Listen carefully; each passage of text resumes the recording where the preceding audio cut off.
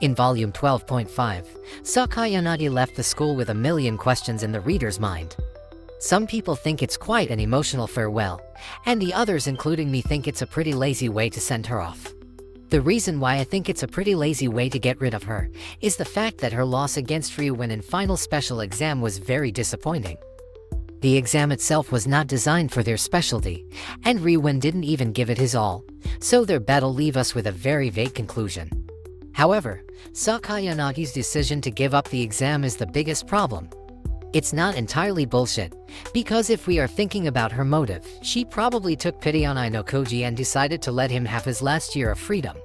It indeed makes sense, but just because it's understandable, doesn't mean it's a good conclusion. I would prefer if Ayanokoji actually manipulated something behind the scene to make Sakayanagi lose, but just simply asking her to leave really feels bitter on my mouth.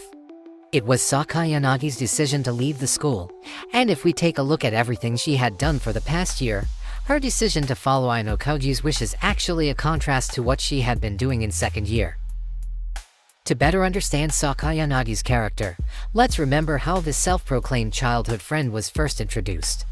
Although she only just made an appearance in Volume 5, her name was already mentioned in Volume 3 as another leader of Class A, so despite her absence in the deserted island exam, her presence could still be felt among the students of Class A.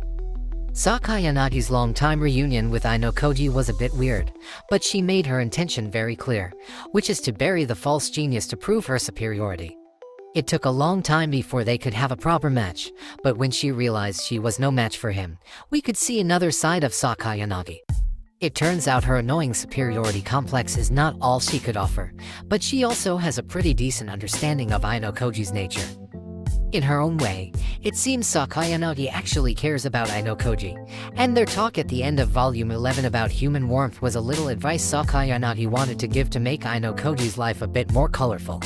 At this point, we could say Sakayanagi cherishes Ayanokoji and adores him to some point, but still has some rivalry to defeat and make him troubled. Unfortunately, Sakayanagi's role in the second year arc has not really fleshed out her character. It turns out she chose to postpone her rematch with Ayanokoji until the third year, and chose to have some fun with Ryuwen and the first year. Even though her match with Ichika never happened, Sakayanagi accepted Ryuwen's proposal in Volume for second year arc, and decided to expel him from school so she could have Ayanokoji for herself. It's only in Volume 9.5 that we got a clear picture of what Sakayanagi had in mind. After all these years living in her own castle, she finally fell in love with the only one she deemed equal. However, despite falling in love, what she wants is not to have a romantic relationship with Ayanokoji, but a huge desire to obstruct him, see his troubled face, and to confront him with things he cannot foresee. Despite wanting to love him, Sakayanagi's top priority is to draw out his emotion and break him from the inside. Sakayanagi made it clear she already knew what Ayanokoji wanted to do in the third year, and she already took the first step to disturb it by planning to expel Ryuwen in the final special exam. However, all those preparations ended up meaningless in front of Ayanokoji's request. Whether it's because of love or pity, Sakayanagi's decision clearly betrays the reader's expectations of her. She's always described as a cold-blooded princess, but her actions in the latter half of the second year only get worse every time. For example, the cold-blooded Sakayanagi could expel Yahiko without a problem, but when it involved Kamuro, she just left everything to fate to decide which one of her classmates to get expelled. What makes it ironic is the fact that Sakayanagi already promised Kamuro to expel the traitor, but she ended up saving the traitor and joining Kamuro on the expulsion list. If we try to find the problem, Sakayanagi's feelings for Ayanokoji are definitely the reason for her downfall. It all started in Volume 6 second year arc, where Sakayanagi decided to abandon her class just to spend some time with Ayanokoji. Her decision led her class to fall into the reach of the other three classes, and while Sakayanagi enjoys that situation, some of her classmates cannot take it lightly, especially Hashimoto. When Sakayanagi still didn't do anything in Volume 9 which resulted in their second loss, that became the last defense of Hashimoto, who finally decided to betray her. The situation might be fun for Sakayanagi, but for Hashimoto, Class A is a matter of life and death, and Sakayanagi failed to see it. Hashimoto's betrayal was arguably the turning point of Sakayanagi's downfall, which created a domino effect that blew away everything Sakayanagi had built. Sakayanagi's decision to play it cool in Volume 10's second-year arc ended up biting her from every direction.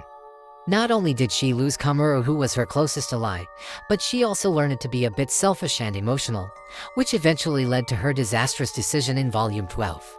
She took pity on Hashimoto, and she also took pity on Ayanokoji, so she decided to just forget everything she promised, and throw away her dream and ambition. At the end, she did it for Ayanokoji, whether it's because of love, pity, or maybe both. It's actually ironic that Sakayanagi ended up licking her own words to Ichinose, where she said in Volume 4.5's second-year arc that those feelings were too dangerous for her, and she advised her to not get too close to Ayanokoji. And yet, Ichinose managed to weaponize her feeling, while Sakayanagi ended up getting manipulated because of it.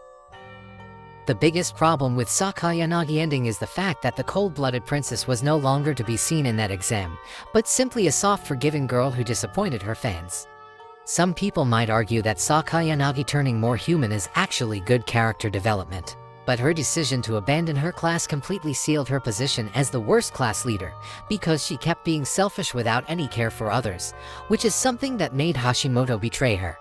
We could argue that Sakayanagi already predicted that Ayanokoji would transfer to her class, so she actually left them in Ayanokoji's care, but there is still no guarantee Ayanokoji would actually bring them to Class A. Not to mention that Sakayanagi still left something for Ryuin in the hope for him to win, so no matter how you see it, Sakayanagi really doesn't care no matter if her former class would win or lose. Sakayanagi's decision in Volume 12 was supposed to make her more human, but it turned out the only one she cared about was just Ayanokoji. She abandons her goal to make Ayanokoji suffer, but she secretly supports Ryuin to fulfill her goal that she decides not to pursue with her own hands. I just have a hard time understanding what Sakayanagi is actually trying to do, so her goal outside the school might be the key to answer it. If what she is trying to do outside the school is really important to the story, it might be able to at least justify her contradictory action in the final special exam. For example, if what she did ended up giving Ayanokoji full freedom, then Sakayanagi would be able to get as many rematches as she wants, which is clearly a better result compared to one-time satisfaction in the third year. The last thing I wanted to add about Sakayanagi withdrawing from school is how her decision actually robbed a lot of her future potential. Her brief friendship with Yamamura and how she forgave Hashimoto should be the beginning of her rise as the true leader who cares about the others around her, but by leaving the school, she probably will never get another chance to hone her leadership. A little mention of her in the third-year arc already proves it. For Hashimoto, she will always be remembered as a tyrant who never listened to the others, and for Kido, she will always be remembered as a selfish girl who just did whatever she wanted. Knowing Sakayanagi, she wouldn't care about it, but it's still a real shame that when the other class leader become a better version of themselves, she kept falling lower and left the school with a lot of regret. So, do you think she will ever get her redemption arc?